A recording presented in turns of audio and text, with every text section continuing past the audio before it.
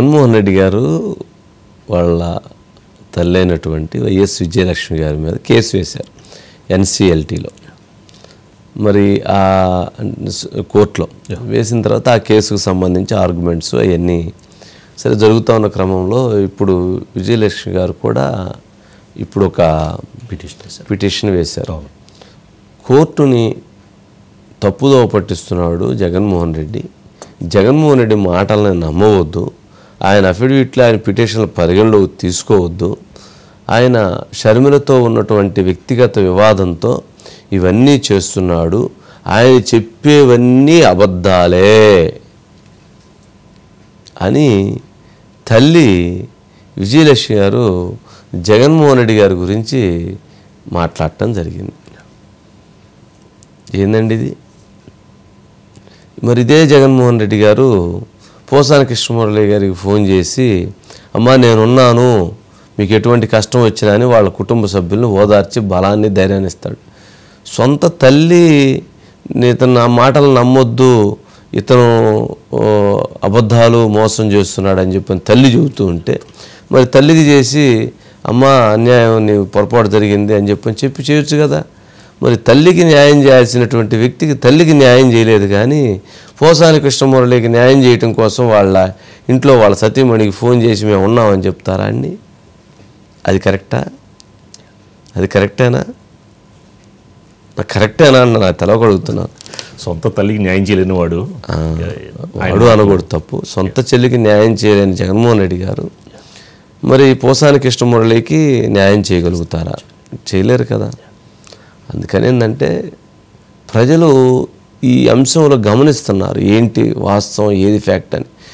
ఎందుకంటే తల్లికి, చెల్లికి, ఇంకొక చెల్లికి, బాబాయికి ఇట్లా కుటుంబంలో ఉన్నటువంటి వాళ్ళందరూ విభేదించరు కదా. సరే ఎవరో ఒకరు విభేదించారంటే సరే వాళ్ళ వ్యక్తిగత అవసరాల కోసం విభేదించారు అనుకోవచ్చు. సొంత బాబాయికి జరిగి, సొంత చెల్లికి జరిగి, సొంత అమ్మ, సొంత చెల్లి, ఏంటి అసలు ఇది? నిజంగా రాజశేఖర రెడ్డి గారు బతికుంటే రాజశేఖర రెడ్డి గారి మీద కూడా కేసు వేసేవాడు. ఈ ఆస్తులన్నీ నాయి, ఈయనకేం సంబంధం లేదని చెప్పి పెట్టించారు కదా రాజశేఖర రెడ్డి. కేసుల్లో ఆయన పేరు కూడా పెట్టించారు కదా. ఇప్పుడు రాజశేఖర రెడ్డి గారు, విజయలక్ష్మి గారు కలిసి కేసు వేసేవాళ్ళం జగన్మోహన్ రెడ్డి గారి మీద. మా కొడుకు అబద్ధాలు చెబుతున్నాడు, ఈ మాటలు నమ్మొద్దు. మనం ఎన్ని జరిగిన తర్వాత అది జరగకూడదని ఏముంది? అందుకని ఏది నిజం, ఏది అబద్ధం అనేది మాత్రం తెలవాల్సిన అవసరం ఉంది. ప్రజలకైతే స్పష్టత ఉంది. స్పష్టత ఉండబట్టే, ప్రజలకు అంత క్లారిటీ ఉండబట్టే మొన్న రిజల్ట్స్ ఎలక్షన్స్లో ఆ రిజల్ట్ ఇవ్వటం జరిగింది. సరే అజిత్ గారు, గుడ్ ఈవినింగ్ అండి. గుడ్ ఈవినింగ్ అండి. నాకు అదే డౌట్, సందిగ్ధతగా ఉంది. మీరేమంటారు అంటే పోసాని కృష్ణమురళి గారి సతీమణికి ఫోన్ చేసి కెమెరా స్టార్ట్ అని చెప్పడంతో ఈయన అటు నుంచి మాట్లాడటం, వీళ్ళిటి నుంచి మాట్లాడటం రికార్డ్ చేసినట్లుగా, అట్లాగే విజయలక్ష్మి గారికి ఫోన్ చేసి అమ్మ పొరపాటు అయిపోయింది, ఈ కేసులన్నీ ఎందుకు అని చెప్పని కెమెరా స్టార్ట్ అని అక్కడో కెమెరా ఎక్కడో కెమెరా పెట్టి శుభ్రంగా ఏదో చెప్పేసి అయిపోయింది కదా. మరి సొంత తల్లికి న్యాయం చేయలేనప్పుడు ఆమె ఏమన్నా నాకు మా కొడుకు చూస్తున్న అబద్ధాలని చెబుతున్నప్పుడు మరి ఇంకొకరు పాపం ఎవరికో ఫోన్ చేసి నేనున్నాను అండగా అని చెప్పడం ఏం నాకేం అర్థం కావట్లేదు. ఈ లాజిక్ ఏందో ఇదేంటో అనేది మీకేమైనా అర్థమవుతుంటే కొంచెం తెలియజేస్తారా? వంశీ గారు, జనరల్ గా మనకి గ్రామీణ ప్రాంతాల్లో ఒక సామెత ఉంటది వంశీ గారు, కన్న తల్లికి తిండి పెట్టలన్నాడు, పిన్నమ్మకి బంగారు గాజులు చేయిస్తానన్నాడంట. ఈరోజు ఇక్కడ కన్న తల్లి విజయమ్మ వంశీ గారు, ఆమెని అనవసరంగా అంటే ఆమె నాకు సంబంధం లేదు, ఆమె ఇచ్చిన అఫిడవిట్ మాత్రమే మనం మాట్లాడుకుందాం వంశీ గారు. ఎన్సిఎల్టీకి ఆమె నేషనల్ కంపెనీ లా ట్రిబ్యునల్ కి ఆమె ఇచ్చిన అఫిడవిట్ ఏముంది అని అనేది మనం మాట్లాడుకుందాం. అఫిడవిట్లో ఉన్న అంశాలు మాత్రమే మాట్లాడుకుందాం. దీనికి కరెక్ట్గా మీరు అన్న పోసాని సతీమణికి జగన్మోహన్ రెడ్డి గారు కాల్ చేయడం అని అనేది ఇది కరెక్ట్గా సరే. కన్న తల్లికి తిండి పెట్టలేని వాళ్ళు చిన్న పిన్నమ్మకి బంగారు గాజులు చేయిస్తానన్నారు అనేది అది ఇదవుతుందంటారు. ఎస్ వంశీ గారు. అయితే ఇక్కడ విజయమ్మ రాసిన దాంట్లో అసలు పిటిషన్ వేయడానికి వైఎస్ జగన్ అదేవిధంగా భారతి వాళ్ళు ఎవరు అసలు ఈ పిటిషన్ వేయడానికి, వాళ్ళు ఏ హోదాలో వేశారు? ఎందుకంటే కంపెనీ లాకి సంబంధించి దాన్ని ఇతర రాజకీయాలకు కానీ ఇంకొక అంశాలకు కానీ కంపెనీ ఇష్యూస్ని వాడుకోకూడదు అని అనేది సెక్షన్ 59లో స్పష్టంగా ఉంది. వాళ్ళు ఇక్కడ ఆ పిటిషన్ వేయడం అనేది 59ని ఉల్లంఘించడం. ఇందులో ప్రధాన కారణం ఏంటంటే సండూర్ పవర్ కానీ సరస్వతి పవర్స్ కానీ అదేవిధంగా క్లాసిక్ రియాలిటీ ఈ మూడిట్లో ఉన్న వాటాలన్నీ కూడా అటు వైఎస్ జగన్మోహన్ రెడ్డి అదేవిధంగా వైఎస్ భారతి ఇద్దరికి సంబంధించిన వాటాలన్నీ కూడా పూర్తిగా నా పేరు మీద బదలాయించేశారు. క్లాసిక్ రియాలిటీ నుంచి ఉన్న వాటాలు అదేవిధంగా సండూర్ పవర్ సరస్వతి అన్నింట్లో ఉన్న వాటాలన్నీ కూడా నా పేరున బదలాయించబట్టి సరస్వతి సిమెంట్ పవర్కి సంబంధించి మొత్తం 100% 97% నాకు వచ్చేసింది. మిగిలిన 2.2 అది వర్కింగ్ పార్ట్నర్స్ కింద అక్కడ ఎవరో ఉంటారు వంశీ గారు, అది చాలా మైనర్. కాబట్టి నా కంపెనీలకు సంబంధించి ఎవరో మమ్మల్ని రాజకీయంగా ఇది చేయడానికి దీన్ని వాడుతున్నారు, నా బెయిల్ రద్దు చేయడానికి కుట్ర చేస్తున్నారని మీరు ఎన్సీఎల్టీలో ఎలా చెప్తారు? ఈ కంపెనీ నాది, ఈ కంపెనీకి సంబంధించి అసలు మీకేం సంబంధం? ఎవరో ఏదో మిమ్మల్ని అంటే దాన్ని తీసుకొచ్చి షర్మిల ఎవరు అనేది కూడా ఇద్దరిని కూడా ఆమె తప్పు పట్టింది వంశీ గారు. అసలు షర్మిల ఎవరు, మీరెవరు? కంపెనీ 100 మొత్తం 97.5% నాకున్న కంపెనీలో మీరు గొడవలు పడడం ఏంటి అని అనేది విజయమ్మ గారు అఫిడవిట్ లో అక్కడ పూర్తిగా ఎన్సీఎల్టీకి తెలియజేశారు వంశీ గారు. తెలియజేస్తూ ఇక పూర్తిగా అసలు ఈ పిటిషన్ ని డిస్మిస్ చేయండి, పిటిషన్ వేయడానికి వాళ్ళకి అర్హత లేదు అని అనేది ఆమె ఆ భావన. అందులో ప్రధానంగా 2 దఫాలుగా ఇటు సండూర్ పవర్ కి సంబంధించి కానీ అదేవిధంగా క్లాసిక్ రియాలిటీకి సంబంధించి కానీ వాళ్ళకున్న వాటాలు సరస్వతి పవర్ కి సంబంధించి కానీ వాళ్ళకున్న వాటాలన్నీ కూడా 2 దఫాలుగా గిఫ్ట్ డీడ్ రూపంలో బదలాయించిన తర్వాత దానికి ఫోలియో నెంబర్స్ కూడా వచ్చినాయి అంట వంశీ గారు. అది జనరల్ గా కుటుంబాల్లో బదలాయింపులు షేర్ల బదలాయింపులు పూర్తిగా చట్ట ప్రకారం అవి జరిగినాయి. దాంతో పాటు 3 కోట్ల రూపాయలకి మిగిలిన వాటాలు కూడా నాకు అమ్మడం అంటే భారతి గారు అమ్మారంట వంశీ గారు విజయమ్మ గారికి. ఇవన్నీ అమ్మిన తర్వాత పూర్తిగా కంపెనీ నాది అయినప్పుడు అసలు బెయిల్ రద్దు అనేది ఎలా అవుతుంది? ఎందుకంటే బెయిల్ ఇటు ఈడీ అటాచ్మెంట్ అనేది పూర్తిగా భూముల మీద ఉంది. ఇక్కడ కంపెనీ వాటాలకి భూములకి సంబంధం ఏంటి? అసలు మీకు సంబంధం లేని కంపెనీలకి సంబంధించి ఆ ఈడీ అటాచ్మెంట్ అని బెయిల్ రద్దు అని ఇవన్నీ మీరు ఎన్సీఎల్టీని గౌరవ న్యాయస్థానాన్ని తప్పుదోవ పట్టిస్తున్నారు. కాబట్టి ముందు ఆ పిటిషన్ రద్దు చేయాలి. గారు సరే, మీరు చట్ట ప్రకారంగా దాంట్లో ఉన్నాయి చాలా లోతుగా చెప్తూ ఉన్నారు. ఇప్పుడు ఈ సరస్వతి పవర్ కావచ్చు, సండూర్ పవర్ కావచ్చు, లేపాక్షి నాలెడ్జ్ హబ్ కావచ్చు, వాన్పిక్ కావచ్చు, లేక ఇట్లాంటివన్నీ అసలు ఇన్ని వేల కోట్ల రూపాయల ఆస్తులు ఏమి ఫ్యాక్టరీలు పెడితే వచ్చినాయి అజిత్ గారు? లేకపోతే ఏమి కొండలు దొవితే వచ్చినాయి? లేకపోతే ఏమి కష్టపడితే వచ్చినాయి? చేలో అరగదున్నారా, నాట్లు వేసారా, లేకపోతే పంటలు పండించారా, లేకపోతే ఏం చేస్తే వచ్చినాయి అజిత్ గారు? నాకు అర్థం కాదు, ఒకసారి చెప్పండి ఒక్క లైన్లో.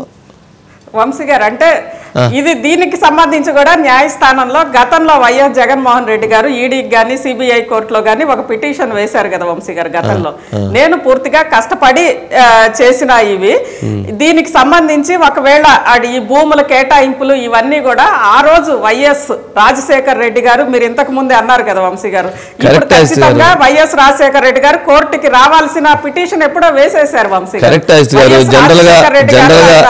జనరల్గా ఇన్ని వేల కోట్లు సంపాదించాలంటే ఒకటి రియల్ ఎస్టేట్ అన్న అయి ఉండాలి, లేకపోతే ఒక ఫార్మా కంపెనీలో, లేకపోతే ఒక ఇండస్ట్రీనో, లేకపోతే ఒక షేర్ మార్కెట్టో, లేకపోతే ఇంకొకటో, లేకపోతే వ్యవసాయం. సరే, వ్యవసాయంలో ఏ రైతు బాగుపడలేదు, ఏ రైతుకి పాపం న్యాయం జరగట్లేదు అని వదిలేయండి, ఏదో రకమైనటువంటి ఇన్కమ్ రావాలి కదా.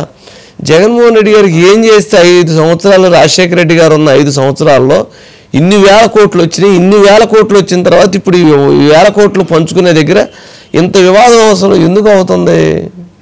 మామూలుగా అంటే ప్రజలకు కూడా తెలిస్తే అజిత్ గారు మీ దేశం చెప్పారనుకోండి, ప్రజలు కూడా సంపాదించవచ్చు, ప్రజలు కూడా సంపాదించడం సంతోషం కదా. అంటే ఈ భూములు ఇవన్నీ కూడా వాన్పిక్ కి సంబంధించి కానీ లేదంటే ఎంఆర్ ప్రాపర్టీస్ కి సంబంధించి కానీ ఇలా ప్రతి అంశంలో కూడా ఈవెన్ ఓబులాపురానికి సంబంధించి కూడా వంశీ గారు ప్రతి అంశంలో కూడా ఆ రోజు ఆంధ్రప్రదేశ్ కేబినెట్ వైఎస్ నేతృత్వంలో తీసుకున్న డెసిషన్ అని పొన్నబోలు గారితో చేపించారంట వంశీ గారు. అంటే ఈ తప్పు వాళ్ళది, ఏమంటారు ఆస్తులు కానీ నాది కానీ తప్పు నాది కాదు వాళ్ళది అనేది మీరు సరే. నాకు అర్థమైన పరిభాషలో ఏంటంటే, నాకు అర్థమైన దాని ప్రకారంగా రాజశేఖర రెడ్డి గారు ముఖ్యమంత్రిగా ఉన్నప్పుడు ఆయన పదవిని అడ్డం పెట్టుకొని వాళ్ళ కుమారుడైనటువంటి జగన్మోహన్ రెడ్డి గారు వేలాది ఎకరాలని అటు హెరిటేజ్ హెట్రోకి కావచ్చు, లేక ఇంకోటి ఏది హెట్రో ఒకటి రెడ్డిస్ కావచ్చు, లేదా హిందూస్ కావచ్చు, లేదా ఇట్లా క్లాసిక్ రియాలిటీ కావచ్చు, వీళ్ళందరికీ వేలాది ఎకరాలను ప్రజల భూముల్ని వాళ్ళకి ఇస్తే వాళ్ళు అప్పుడు ఆ రోజుల్లో ₹1,00,00,000 భూమిని 5 లక్షలకు కేటాయిస్తే వాళ్ళు ఒక 45 లక్షల రూపాయలకి వీళ్ళకి క్విట్ ప్రోకో రూపంలో ఇది ఈ ఎకరం ₹1,00,00,000ది 5 లక్షలకి ఇవ్వటం, 45 లక్షల రూపాయలు ఈయనకి ఇవ్వటం, అంటే 50 లక్షల రూపాయలు వాళ్ళు బెనిఫిట్ అయ్యారు, 5 లక్షల రూపాయలు వాళ్ళకి వచ్చింది, జగన్మోహన్ రెడ్డి గారు 45 లక్షలకు వచ్చింది. అంటే ఎవరు పోయారు ఇక్కడ? ప్రజలు పోయారు. అదే ప్రజలు ₹1,00,00,000 అమ్మితే అది ₹1,00,00,000 వాల్యూ, ఇది 5 లక్షలకు ఇచ్చేసి 45 లక్షలు జగన్మోహన్ రెడ్డి గారు తీసుకొని 50 లక్షలు వాళ్ళకి బెనిఫిట్ చేశారు. ఈ రకమైనటువంటి క్విట్ ప్రోకోలు జరిగినాయి. దీనంతా కూడా ఇతర దేశాల నుంచి మనీ లాండరింగ్లోకి కన్వర్ట్ చేసి ఇక్కడ పెట్టుబడులు పెట్టారు అనేటువంటిది వారి మీద సిబిఐ, ఈడీ 17 కేసులు నమోదు చేసింది. ఆ కేసుల వివాదమే ఇవన్నీ. సరస్వతి కావచ్చు, లేపాక్షి కావచ్చు, వాన్పిక్ కావచ్చు, సండూర్ పవర్ కావచ్చు, లేక జగతి పబ్లికేషన్స్ కావచ్చు, లేక ఇంకోటి కావచ్చు 16 నెలలు జగన్మోహన్ రెడ్డి గారి జైల్లో పెట్టింది కూడా ఆ కేసుల్లోనే. ఆ కేసుల్లో నుంచి ఆ డబ్బులతో వచ్చినటువంటి ఈ డబ్బుల మధ్య ఈ వాటాల పంపకంలో పంచాయతీలు, ఈ పంచాయతీల విషయంలో సరే ఊరకొచ్చిన డబ్బులే కదా, ఏదో క్విట్ ప్రోకో మనీ లాండరింగ్ గారు ఊరకొచ్చినవి ఏమన్నా కదా, ఏమన్నా మనం ఏమన్నా 10 ఎకరాలు కష్టపడి చేసి సంపాదించిందా, లేక ఒక 2 సంవత్సరాలు ఏమన్నా మనం ఫ్యాక్టరీ నడిపి దాని ద్వారా వచ్చింది ఏమైనా సంపాదించినయ్యా? ఏ ఊరకు వచ్చినాయి ఏముందో తల్లి దగ్గరికి ఇస్తే తప్పేంది? వాటికి కూడా కొట్టుకోకపోతే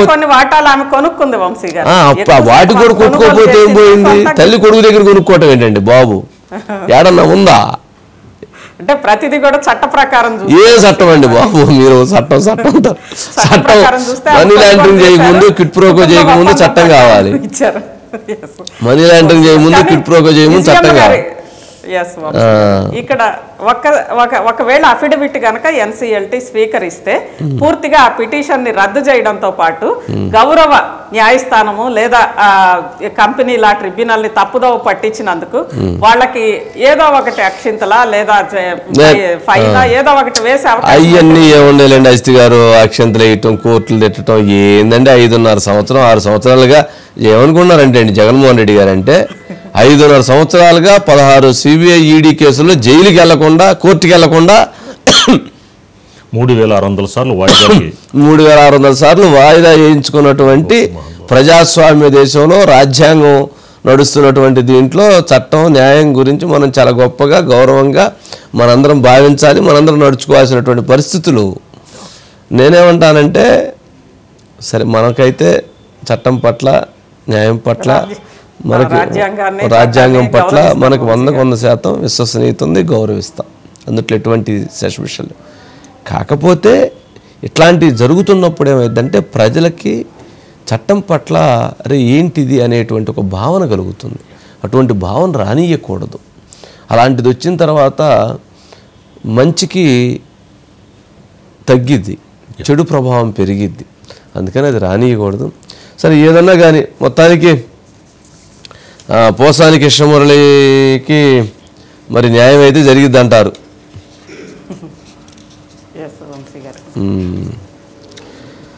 సరేనండి అస్తి గారు, రైట్, చూద్దాం మరి గోల ఏందో, ఇదేంటో, ఈ పంచాయతీ ఏందో. సరేనండి, రైట్, థ్యాంక్ యూ.